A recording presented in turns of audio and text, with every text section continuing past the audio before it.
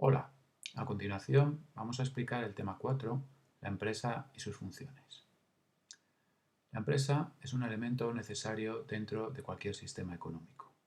Esto es así sobre todo porque, como decíamos en los primeros temas, la especialización y la división del trabajo trajeron un incremento en la interdependencia, ya que las empresas, o mejor dicho, los sectores dependían uno de otros, el sector primario, el secundario del terciario, etcétera, y esto hacía además que hubiese una interdependencia geográfica. Esta interdependencia genera una mayor complejidad y por tanto necesitamos una mayor coordinación. Esta coordinación va a aparecer en las actividades económicas de producción y distribución y va a ser resuelta a través del mercado y del dinero. Sin embargo, también debe existir una coordinación de los factores productivos y es ahí precisamente donde aparece la empresa. Por tanto, la empresa, ya lo sabemos, tiene como función la de crear bienes y servicios, pero esta creación de bienes y servicios se realiza coordinando factores productivos y mediante la creación de utilidad en lo que llamamos el valor añadido. Funcionamiento, objetivos y componentes de una empresa. Los objetivos de una empresa podemos clasificarlos en 4 categorías. El primero, por el que mayoritariamente surgen las empresas, es el de maximización del beneficio. El beneficio se entiende como la diferencia que hay entre el ingreso que obtiene la empresa por sus ventas y los costes de haber realizado esas ventas o de haber alcanzado esa producción. Por tanto, cuanto mayor sea esta diferencia, mayor será el beneficio. El segundo objetivo sería el crecimiento. Este crecimiento que podemos medirlo de muchas formas, pero que en principio podríamos hablar del crecimiento de la cuota de mercado. La cuota de mercado sería el tanto por ciento o la proporción de clientes que atiende mi empresa en relación con el total del mercado. Así, si nuestra empresa tiene un 10% de cuota, quiere decir que de cada 100 clientes, 10 lo son de nuestra empresa. Estabilidad y adaptación. Los entornos en los que se mueven las empresas y en el que nos movemos nosotros son cada vez más complejos y dinámicos. Esto quiere decir que tienen una gran cantidad de variables y que éstas cambian de valor continuamente. Por tanto, es un reto para ellas poder ser estables a lo largo del tiempo y adaptarse a estos continuos cambios. Por último, hablaríamos de la responsabilidad social. Esta responsabilidad social corporativa que tiene que ser tanto a nivel externo como a nivel interno. Externo en el sentido de que los productos sean adaptados en términos de coste, en términos de tecnología, para los clientes y que además puedan respetar todas las condiciones legales en cuanto a salubridad, en cuanto a funcionamiento, en cuanto al medio ambiente, etc. Cuando hablamos de la responsabilidad interna, nos referimos a que los trabajadores se encuentren en un clima o con un clima de trabajo apropiado y puedan responder a todas sus expectativas laborales. Los componentes de la empresa podemos clasificarlos en 4 categorías. El capital instrumental, el elemento humano, la organización y el entorno. El capital instrumental estaría formado por aquellos medios técnicos y financieros que se encuentran a disposición de la empresa. Hablaríamos, por tanto, de las máquinas, de los ordenadores, de los edificios. Generalmente en economía, en la teoría económica que estudiamos este curso, hablaremos acerca del capital instrumental, sobre todo como medio técnico. El elemento humano serían todas aquellas personas que están en la empresa. Hablaríamos de los propietarios, aquellos que han puesto una parte de su capital dentro de la empresa, los directivos, aquellos que la gestionan y la administran, y los trabajadores, aquellos que realizan un servicio, una actividad física o intelectual y que a cambio reciben una remuneración que denominamos salario. En la empresa moderna existe una separación entre propiedad y control, por tanto es diferente el propietario del directivo y del trabajador. Esto no se cumple para las empresas individuales o lo que conocemos como autónomos, ya que en este caso propietario, directivo y trabajador son la misma persona. La organización sería la estructura que está predefinida por el empresario y que permite alcanzar los objetivos de la empresa.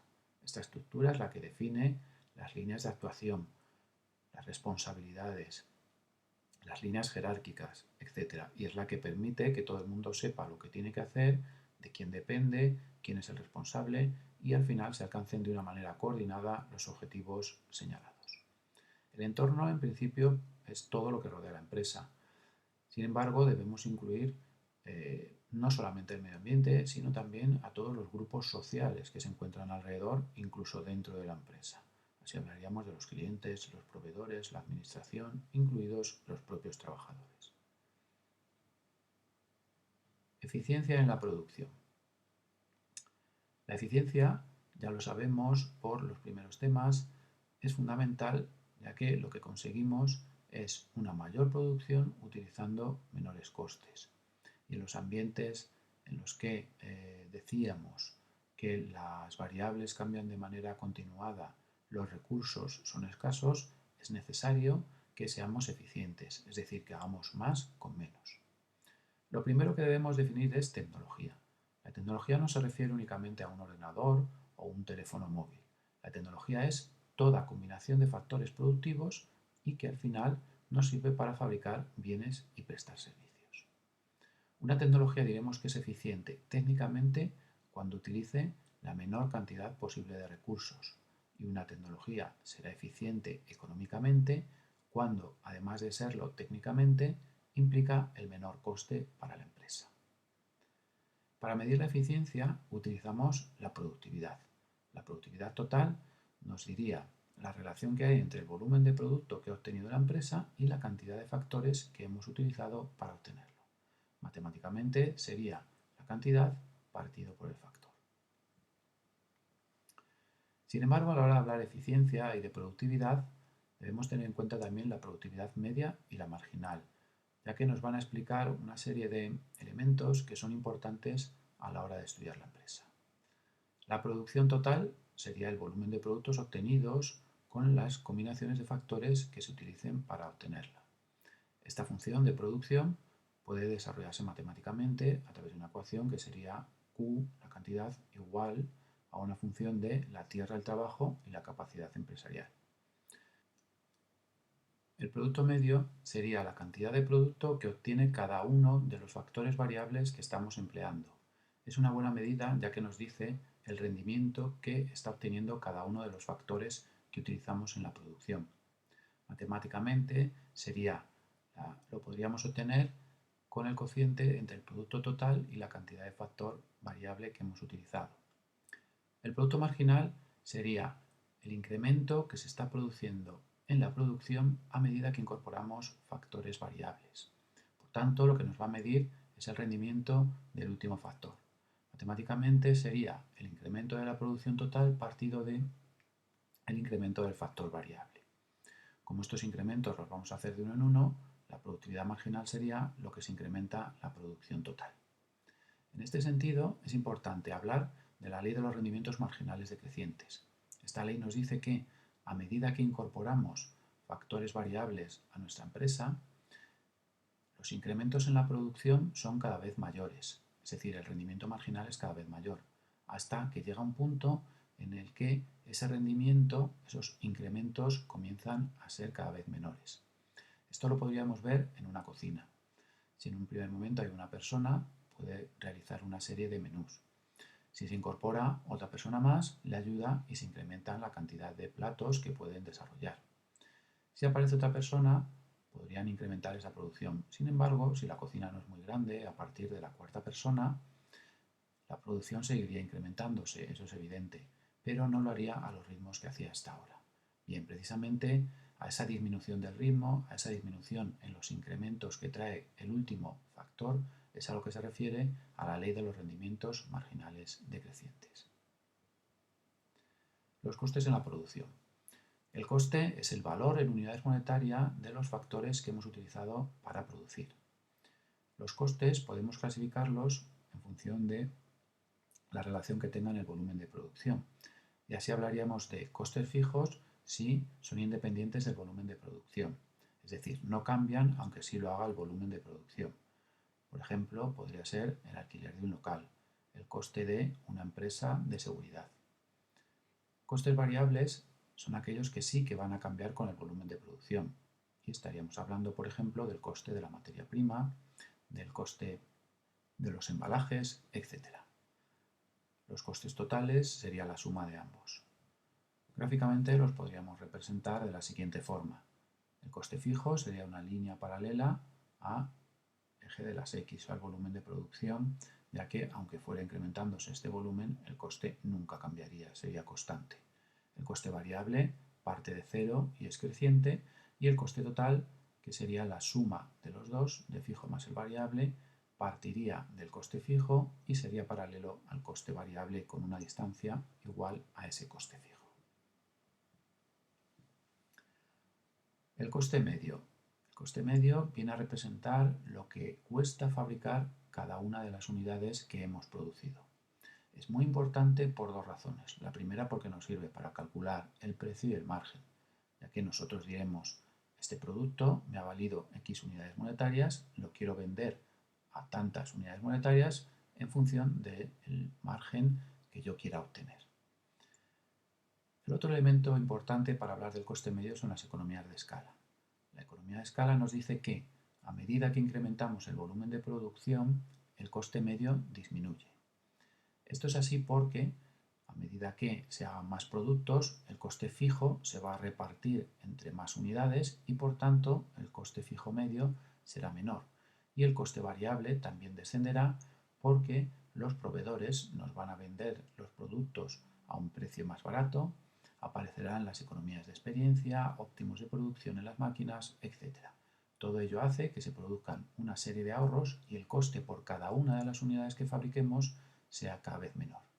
A este fenómeno le denominamos economías de escala y es importantísimo para comprender los fenómenos de crecimiento empresarial y de globalización. Ingresos y beneficios. El ingreso serían las unidades monetarias que la empresa obtiene por sus ventas. Matemáticamente sería el ingreso igual a el precio unitario por el volumen de producción. El beneficio sería lo que queda o lo que va a obtener el empresario por la diferencia entre esos ingresos y los costes. Se pueden dar tres situaciones. Si el ingreso es mayor que el coste, habrá beneficio. Si el ingreso es menor que el coste, hay pérdidas. El punto en el que el ingreso es igual a coste lo vamos a denominar el punto muerto o umbral de rentabilidad de la empresa, ya que sería el punto a partir del cual la empresa va a obtener beneficios. Por último, terminamos con los tipos de empresa. Las empresas pueden ser clasificadas según una serie de criterios. Utilizaremos los cuatro siguientes. El primero, la dimensión. Así hablaremos de pequeñas y medianas empresas, las PYME, que incluirán a las microempresas con menos de 10 trabajadores, empresas pequeñas 10 a 49, medianas 50 a 249. La gran empresa sería aquella que tuviera más de 250 trabajadores. Según el sector en el que operan, hablaríamos de empresas del sector primario, secundario y terciario. Según la titularidad del capital, hablaríamos de empresas públicas si éste pertenece al sector público, al Estado, privadas si pertenece a la iniciativa privada y mixtas si hay una participación del capital público y del capital privado. La forma jurídica puede ser a su vez empresario individual o sociedad. Si es una empresario individual, hablaríamos de los autónomos. En esta circunstancia se da que la persona física y la empresa es lo mismo, por tanto, todo el patrimonio personal queda afecto a la actividad empresarial y hablaríamos de responsabilidad ilimitada. Esto quiere decir que si la empresa tiene deudas, todo el patrimonio quedaría afecto y los acreedores podrían cobrarlo a través de su expropiación.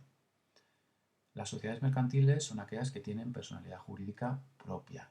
Esta persona es diferente de los socios y por tanto, en el caso de que hubiera algún tipo de circunstancia o de quiebra o de deudas, los acreedores únicamente podrían actuar contra la propiedad de esa empresa, nunca contra sus propietarios. De entre ellas destacamos las siguientes: la sociedad anónima, cuyo capital social se encuentra dividido en acciones que pueden ser vendidos libremente y cuyos socios tienen responsabilidad limitada al capital que han aportado. La segunda sociedad más típica en estos momentos sería la sociedad limitada, cuyo capital social se encuentra dividido en participaciones y cuyos socios de nuevo vuelven a tener responsabilidad limitada sobre el capital que han aportado. Bien, esta sería la explicación del tema 4. No olvides repasar los tutoriales para resolver los ejercicios, sobre todo de la productividad marginal. Un saludo.